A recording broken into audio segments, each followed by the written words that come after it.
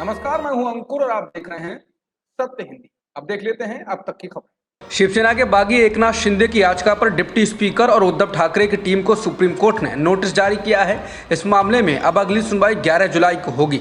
इसके साथ ही अदालत ने बागियों को डिप्टी स्पीकर द्वारा जारी अयोग्यता नोटिस पर जवाब देने के लिए 11 जुलाई तक की राहत दी है, यानी उन्हें अब इसका जवाब 12 जुलाई तक देना होगा। इसके अलावा सुप्रीम कोर्ट ने सोमवार को डिप्टी स्पीकर नरहरि जिरवाल, मुख्य सचेतक सुनील प्रभु, विधायक दल के नेता अनिल चौधरी और केंद्र को नोटिस जारी किया है। सुप्रीम कोर्ट एकनाथ शिंदे की याचिका पर सुनवाई कर रहा था। पिछले हफ्ते शिंदे और 15 अन्य बागी विधायकों को जारी किए गए अयोग्यता नोटिस को उन्होंने चुनौती दी थी। महाराष्ट्र में शिवसेना के विधायकों द्वारा बगावत किए जाने के बाद पैदा हुए सियासी संकट के बीच जांच एजेंसी ईडी ने शिवसेना के राज्यसभा सांसद संजय राउत को समन भेजा है। संजय राउत और उनके करीबी प्रवीण राउत को ये समन गोरेगांव के पात्रा चौल में 1034 करोड़ रुपए के फ्लोर स्पेस इंडेक्स को बेचने में हुई धोखाधड़ी के मामले में भेजा गया है। कुछ समय पहले ईडी ने इस मामले में संजय राउत और उनके परिवार के सदस्यों की संपत्ति कुर्क कर ली थी। इसमें प्रवीण राउत की 9 करोड़ रुपए की संपत्ति थी और संजय राउत की पत्नी वर्षा राउत का 2 करोड़ रुपए का एक फ्लैट भी शामिल था। संजय राउत और उनके परिवार की यह संपत्ति अलीबाग और दादर में है। ईडी ने साल 2 फरवरी को प्रवीण राउत को इस मामले में गिरफ्तार भी किया था। तब संजय राउत ने कहा था कि वो ईडी के सामने नहीं झुकेंगे। ईडी से मनी लॉन्ड्रिंग मामले में समन मिलने के तुरंत बाद शिवसेना सांसद संजय राउत ने सोमवार को कहा कि वो गुवाहाटी नहीं जाएंगे। राउत ने कहा कि बेशक जांच एजेंसियां उनके खिलाफ कार्रवाई जारी रख सकती हैं। ईडी ने 60 वर्षीय शिवसेना नेता को पूछताछ के लिए मंगलवार को तलब किया है। ईडी का यह समन महाराष्ट्र में जारी राजनीतिक संकट के बीच आया है। राउत ने एक ट्वीट में लिखा है, मुझे अभी पता चला है कि ईडी ने मुझे तलब किया है। गुट, महाराष्ट्र में बड़े राजनीतिक घटनाक्रम हो रहे हैं। हम बाला साहेब के शिव सैनिक एक बड़ी लड़ाई लड़ रहे हैं। ये मुझे रोकने की साजिश है। बेशक अगर आपने मेरा सिर भी काट दिया तो भी मैं गुवाहाटी का रास्ता नहीं अपनाऊंगा। मुझे गिरफ्तार करो। जय हिंद। संजय राउत को ईडी के समन के बाद शिवसेना ने बीजेपी पर हमला बोला है। शिवसेना की राज्यसभा सांसद प्रियंका चतुर्वेदी ने कहा है कि भाजपा से परम भक्ति का सबसे बड़ा उदाहरण पेश करती हुई ईडी डिपार्टमेंट। बता दें, शिवसेना लगातार बीजेपी सरकार पर ईडी के दुरुपयोग का आरोप लगा रही है। शिवसेना की ओर से यह बार बार कहा गया है कि मोदी सरकार ने ईडी का डर दिखाकर और खरीद फरोख्त कर विधायकों को टूटने पर मजबूर किया है। बता दें, विपक्ष की ओर से मोदी सरकार पर केंद्रीय एजेंसियों के दुरुपयोग के लगातार आरोप लगते रहे हैं। मालूम हो कि राहुल गांधी से भी हाल ही में ईडी ने पूछताछ की थी और कांग्रेस ने जमकर प्रदर्शन किया था। महाराष्ट्र के मुख्यमंत्री उद्धव ठाकरे ने बागी मंत्रियों पर बड़ी कार्रवाई करते हुए एकनाथ शिंदे समेत अन्य 8 बागी मंत्रियों से उनके विभाग छीन लिए हैं। बागी मंत्रियों के विभाग महाविकास आघाड़ी सरकार के दूसरे मंत्रियों को अतिरिक्त प्रभार के तौर पर दिए गए हैं। इसमें एकनाथ शिंदे का विभाग सुभाष देसाई को सौंपा गया है। गुलाब राव पाटिल का विभाग अनिल परब को दिया गया है। महाराष्ट्र मुख्यमंत्री कार्यालय की ओर से कहा गया है कि सीएम उद्धव ठाकरे ने मंत्रियों के विभागों में फेरबदल किया है ताकि जनहित के मुद्दों की उपेक्षा ना हो। शिवसेना ने सरकार पर मंडरा रहे संकट के बीच केंद्र सरकार और बीजेपी पर हमला बोला है। शिवसेना ने अपने मुखपत्र सामना में कहा है कि आखिरकार गुवाहाटी प्रकरण में भाजपा की धोती खुल गई। शिवसेना विधायकों की बगावत उनका अंदरूनी मामला है, ऐसा ये लोग दिन दिहाड़े कह रहे थे। परंतु कहा जा रहा है कि वडोदरा में देवेंद्र फडणवीस और अति श्रीमंत एकनाथ शिंदे की अंधेरे में गुप्त मीटिंग हुई। उस मुलाकात में केंद्रीय गृह मंत्री अमित शाह भी शामिल थे। उसके तुरंत बाद ही 15 बागी विधायकों को केंद्र सरकार द्वारा Y+ श्रेणी की विशेष सुरक्षा प्रदान करने का आदेश जारी किया गया। शिवसेना ने कहा कि असल में ये लोग 50-50 करोड़ रुपए में बेचे गए बैल अथवा बिग बुल हैं। ये लोकतंत्र को लगा कलंक ही हैं। उस कलंक को सुरक्षित रखने के लिए ये क्या उठापटक है। शिवसेना ने संपादकीय में कहा कि इन विधायकों को मुंबई महाराष्ट्र में आने में डर लग रहा है या ये कैदी विधायक मुंबई में उतरते ही फिर से कूदकर अपने घर भाग जाएंगे।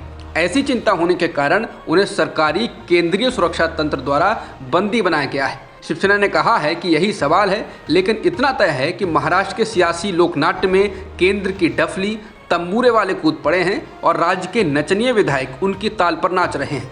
ये तमाम नचनीय लोग वहां गुवाहाटी के एक 5 सितारा होटल में अपने महाराष्ट्र द्रोह का प्रदर्शन पूरे देश और दुनिया को करा रहे हैं। अब इस पारंपरिक ड्रामे के सूत्रधार और निर्देशक निश्चित तौर पर कौन है, इसका खुलासा हो ही गया है।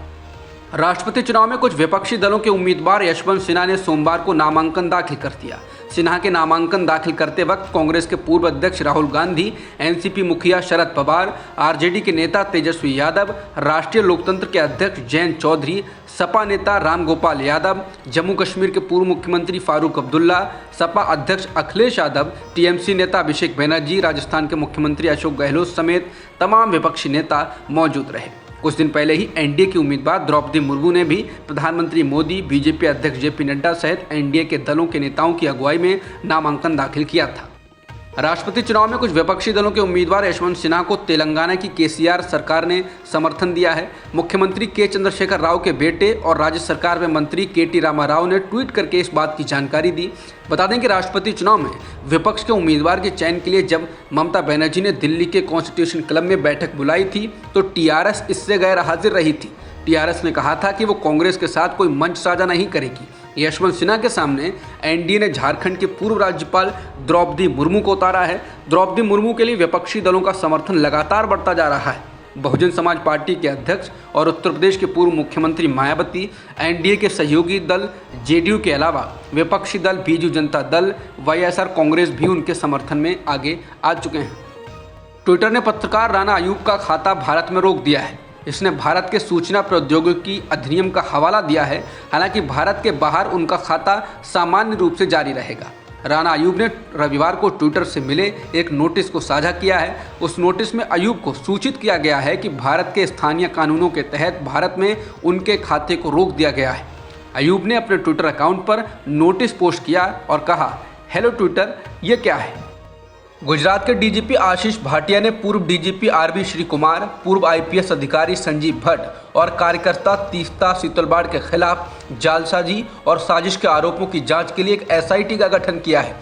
एसआईटी की कमान डीआईजी दीपन भद्रन को दी गई है। ये 3 लोग आरबी श्री कुमार, संजीव भट्ट और तीस्ता सीतलवाड़ वही हैं जिन्होंने 2002 के गुजरात दंगों को लेकर सबसे पहले आवाज़ उठाई थी। जिस समय ये दंगे हुए थे उस समय गुजरात के मुख्यमंत्री नरेंद्र मोदी थे। गोधरा कांड के बाद ये दंगे कई दिनों तक चले थे। सामाजिक कार्यकर्ता तीस्ता को शनिवार को और बी श्री कुमार को रविवार को गिरफ्तार किया गया। संजीव भट्ट पहले से ही जेल में है। सुप्रीम कोर्ट का फैसला आने के अगले ही दिन तीस्ता को गिरफ्तार कर लिया गया था। दरअसल सुप्रीम कोर्ट ने शुक्रवार को फैसला सुनाते हुए कहा था कि झूठे दावों के आधार पर उच्चतम स्तर पर एक बड़े आपराधिक साजिश की रूपरेखा तैयार की गई थी, लेकिन वो सारे आरोप ताश के पत्तों की तरह ढह गए। अदालत ने कहा था, हम गुजरात सरकार की इस दलील में दम पाते हैं कि संजीव भट्ट, हरेन पांड्या और आरबी श्री कुमार की गवाही केवल सनसनीखेज और मामलों का राजनीतिकरण करने के लिए थी। हालांकि सब कुछ झूठ से भरा हुआ है, इसलिए इस मामले की जांच कराई जाए और जो लोग उच्च स्तर पर इस साजिश में जुड़े रहे हैं उन पर कार्रवाई की जाए। अदालत की इस टिप्पणी के आधार पर गुजरात पुलिस अब सक्रिय हो चुकी है। केरल के मुख्यमंत्री पिनाराई विजयन ने तीस्ता सीतलवाड़ और retired DGP RB Sreekumar की गिरफ्तारी को लेकर कांग्रेस पर हमला बोला है।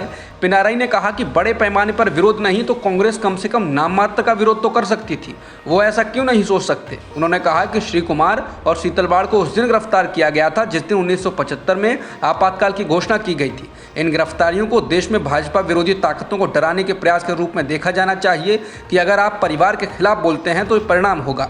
संघ परिवार की धमकी के आगे कांग्रेस चुप्पी साधे हुए है। बीजेपी के डर से कांग्रेस घुटनों के बल रेंग रही है। कांग्रेस के साथ खड़ी इंडियन यूनियन मुस्लिम लीग समेत सभी पार्टियों को इस पर गंभीरता से विचार करना चाहिए। उत्तर प्रदेश के प्रयागराज और सहारनपुर शहरों में पैगंबर मोहम्मद साहब के खिलाफ दिए गए आपत्तिजनक बयान के बाद हुई हिंसा के बाद आरोपियों और उनके रिश्तेदारों को विध्वंस को लेकर कारण बताओ नोटिस जारी किया गया है।